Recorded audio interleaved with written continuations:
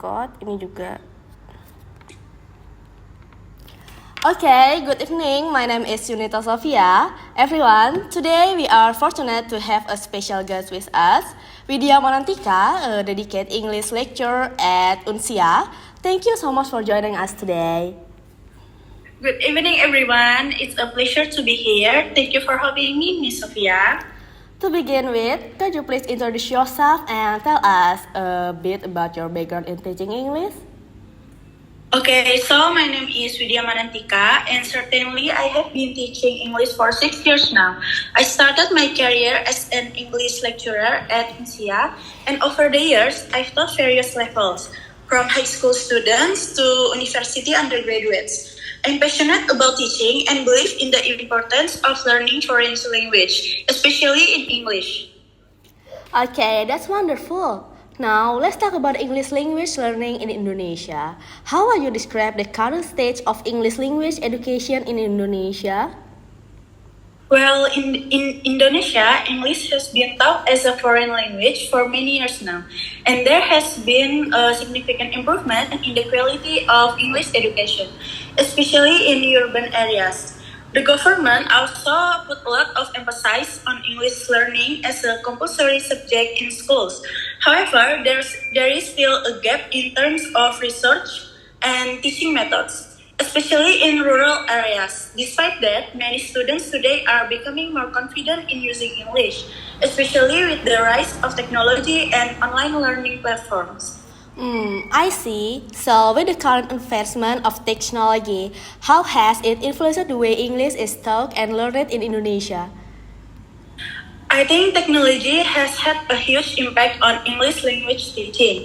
Online courses, interactive apps, and even social media have made learning more accessible and engaging. For instance, platforms like YouTube, Duolingo, and other language learning apps are widely used. They allow students to practice English anytime and anywhere, making learning more flexible, and also provides exposure to native speakers through videos and podcasts, which helps students improve their listening skills. However, there is still a need for proper guidance and structured learning for effective results. Okay, that's a great point. In your opinion, what are the biggest challenges faced by students and teachers when it comes to learning and teaching English? I think one of the biggest challenges for students is the lack of speaking practice.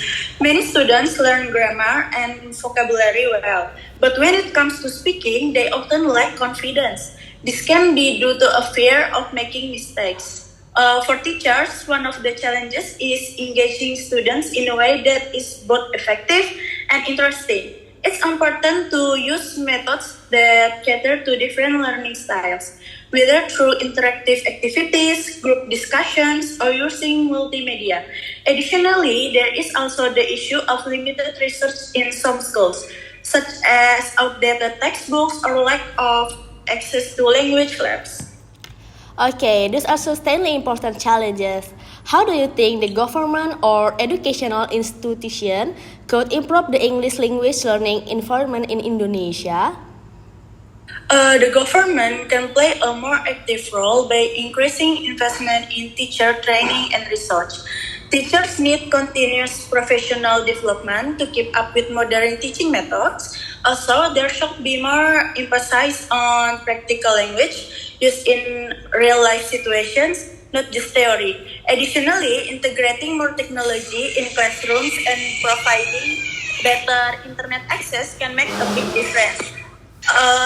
Also, I think educational institutes should encourage extracurricular activities like English clubs or debate competition to boost student interest and proficiency in English. Okay, those are very insightful suggestions. Finally, what advice would you give to students who want to improve their English skill? I think my advice would be to practice as much as possible. Don't be afraid to make mistakes. That's part of the learning process.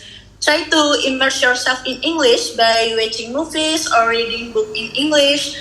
Also, engage in conversation with others, whether it's with a teacher, friends, or even online. Consistency is the key, and the more you expose yourself to the language, the better you will get at it. Okay. Thank you so much for your valuable insight and advice today. It's been a pleasure speaking with you. Okay, thank you for having me too, Miss Sophia. It was a pleasure to share my thoughts with you. I hope it helps in improving English education in Indonesia too. Okay, that concludes our interview. Thank you to our guest Vidya Monantika and thank you to our audience for listening. Have a great day.